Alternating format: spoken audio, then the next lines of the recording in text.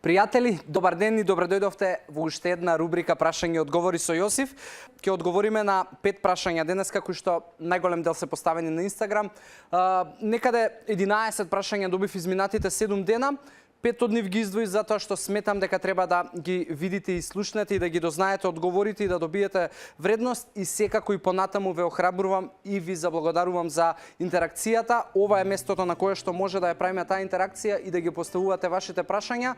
Тука си социјалните мрежи, тука си телефоните на телевизија Телма. Ми доаѓа од Трпковска со долна црта А, која што прашува дали треба и тежински и кардио тренинг да се прави додека сум во фаза на намалување на телесна тежина и колку временски е ефективно да ми трае тренингот. Ангела, за тебе имаме посебен одговор.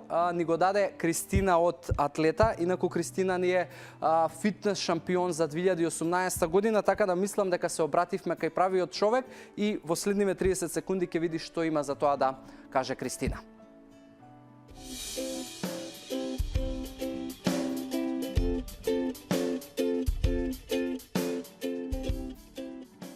Да, потребно е да се прави и тежински и кардио тренинг кога сме во фаза на намалување на телесната килажа, со тоа што тежинскиот тренинг би траел од 45 минути до 1 час.